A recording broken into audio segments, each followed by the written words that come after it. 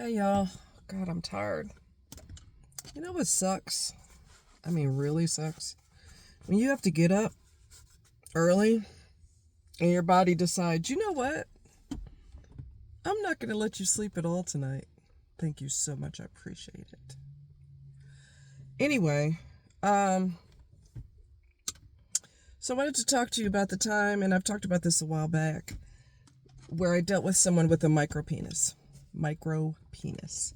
Let me grab this. Hold on. And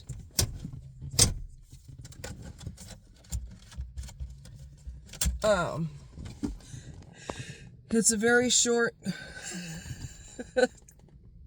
story.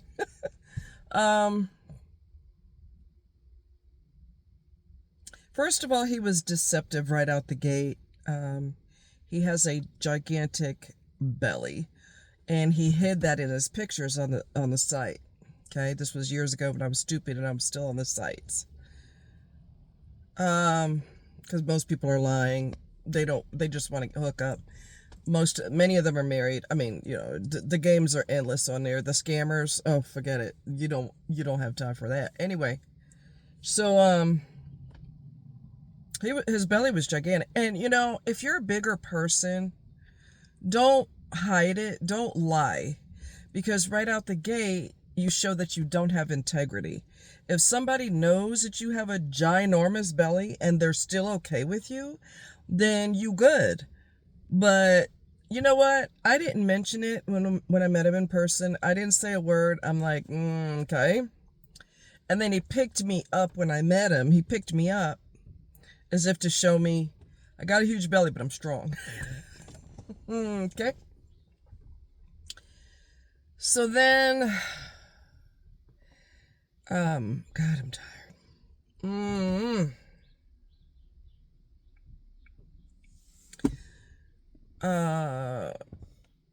We went out and everything seemed to be cool. He lived in Jeff City and I lived in a different town at the time. And, he kind of future faked. He's got a thing for trains. He said, how do you feel about taking a train ride from one side of Missouri to the other side of Missouri? I said, I think that would be cool.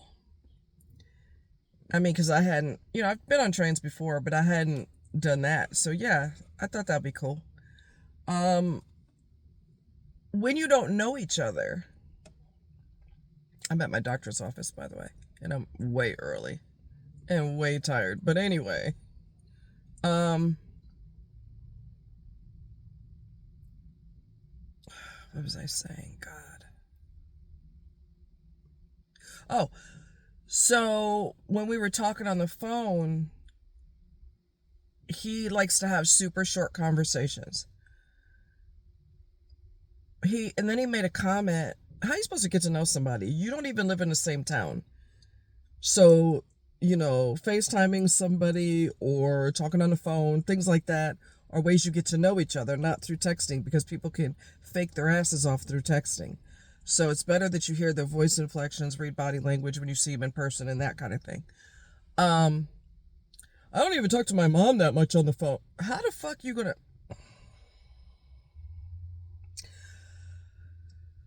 How are you gonna compare getting to know a woman to talking to your mother on the phone? I should hope you don't spend a lot of time with your mom on the phone. How can you even compare the two? So that was bizarre. Okay. And I knew about the micropenis, and because sex isn't the most important thing in my entire universe, like a lot of men, okay, that's the biggest, most important thing in the world. A lot of women don't do that. We're not obsessed like that. So, like, if he has and I'm not trying to be funny, but if he has a great personality and it was warm, kind, and loving, we could work around that other stuff, especially if we were to ever get married or whatever. But so yeah, we should take a train ride and this and that and blah blah blah. And then he started distancing himself pretty fast. So that's a form of future faking. We're gonna do this, we're gonna do that, da da da da, and the person has no intention of doing any of that, or they did have intention, and in his case, it wasn't gonna happen. And next thing you know, the holidays were rolling around because I had just met him. Didn't talk to him that much on the phone because, God forbid, you should try to get to know someone on the phone. God forbid. Anyway, and then the holidays rolled around and he backed off and then ghosted me. Now, here's what I think happened. He's used to women being crude, maybe even laughing at him because he doesn't have. I'm not kidding. And this is big. He doesn't even have that much. And I've seen pictures online, people with different micro penises. They all look different. Like they're not all one size fits all. Yes, I said that to be funny, but you know what I'm saying. Like there's pictures of different, you know what I mean? So I knew what different ones look like or whatever, but he future faked me. And I think it's he's so used to having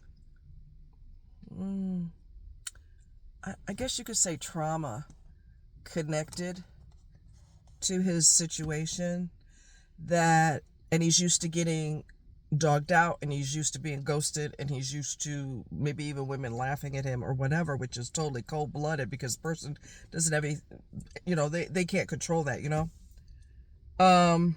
so he decided to do a preemptive strike. This is what I think happened. He did a preemptive strike. Before you drop me, I'm gonna drop you. No great loss. I mean, it wasn't like I was in love with you or anything like that, so. But yeah, it was short-lived. I read a blog where women were talking about being with guys that have a micro penis, and one lady said that the guy tried to make it seem like it was her fault. Well, maybe if you weren't so big down there. Did you really just go there? Is that how you make yourself feel better at night? You convince yourself that you're a normal size? Okay, you little shit. Anyway, some women have gotten excited being romantically involved with micropenis guys. Some guys are married and have kids. I don't know how small they are and if they can penetrate it or whatever. I guess I don't have a clue, but some people are happily married with kids, and obviously that's going to present its own share of complications because that's not a normal situation. So I'm going to try to remember to link Other People's Lives. OPL is the name of the show. The guy called in. He's British. He calls in. He has a micro penis. He is on antidepressants for it.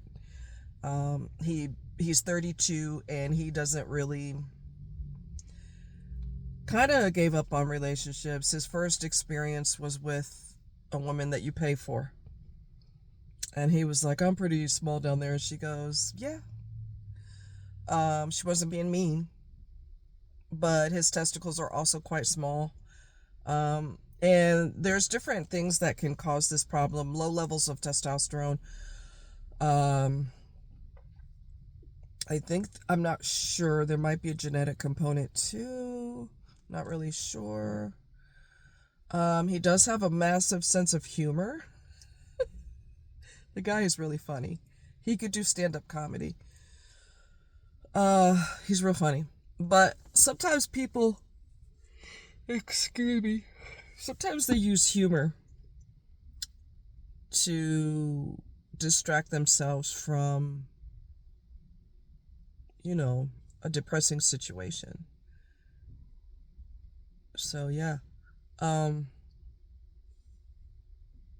But here's the thing, right? Since so many people are just not worth two pennies you could rub together, and they damn sure ain't material, relationship material. If you find somebody who treats you like a queen, and this is just my thinking, you find somebody who,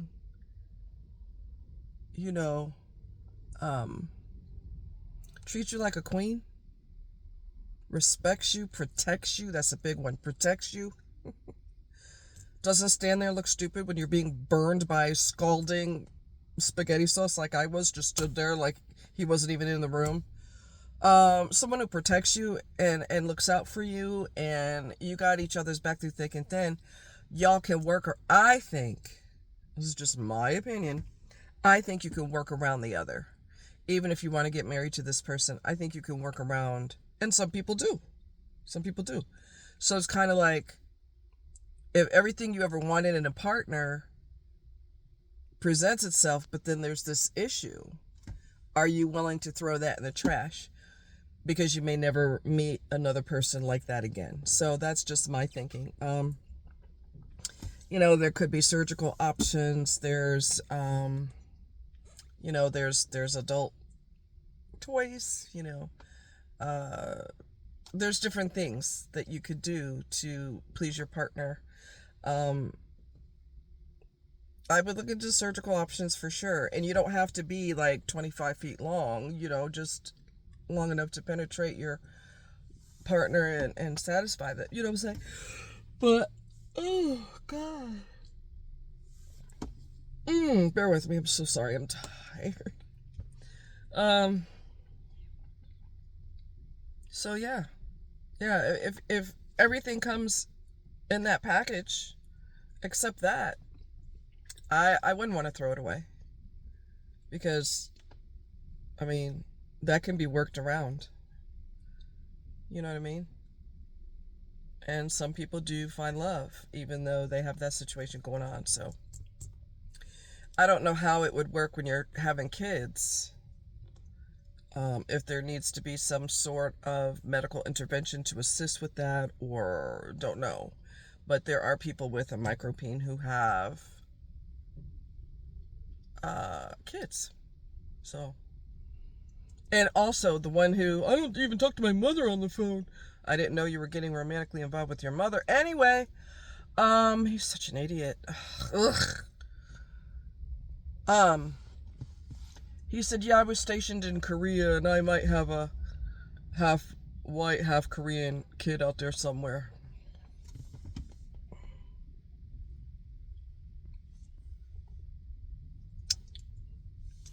That's pretty doubtful. Pretty doubtful.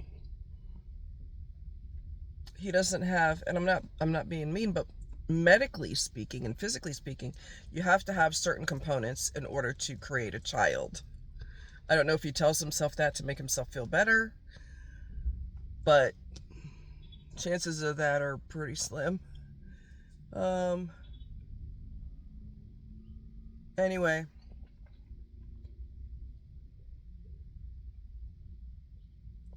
I gotta tell you something really odd about my vehicle.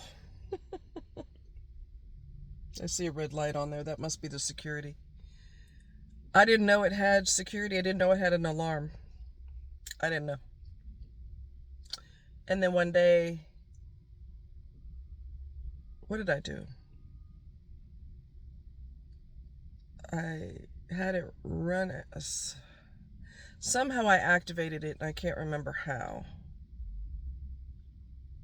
Sometimes it triggers, and I'm like, let me hurry up and unlock the door. I might have locked it and then used my other key to get in the car.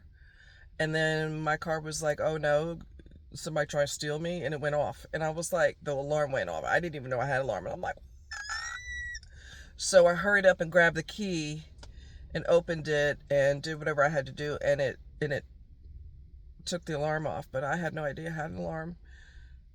So, you know what would be bizarre? If the alarm went off for me, but not for someone trying to steal it. That would be bad.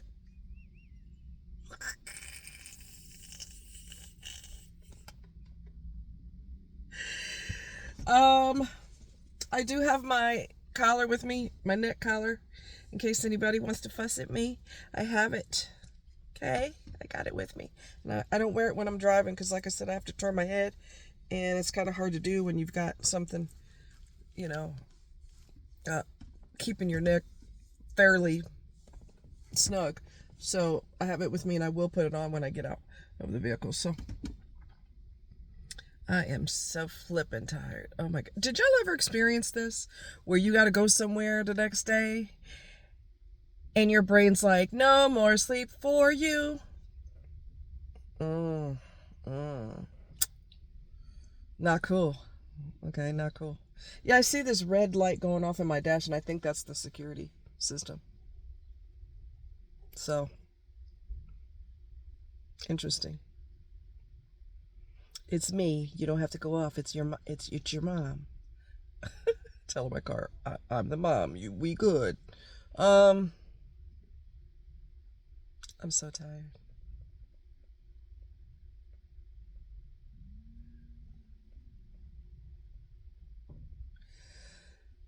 There is a song. I know I can only think of part of it right now. Um, it's a song that St Jude. Is it St Jude? I love St Jude. I think it's the one that they sing when you graduate when you're a kid and you graduate from cancer treatments. I don't know why that's in my head. How does that song go? It's such a cute song. Um, I only know part of it right now. Oh, I can't think of it. Anyway, we love to see you every day, but now we get the chance to say, pack your bags, get out the door. You don't need, wait, you don't need treatment anymore, or something like that. It's so cute and it's so catchy.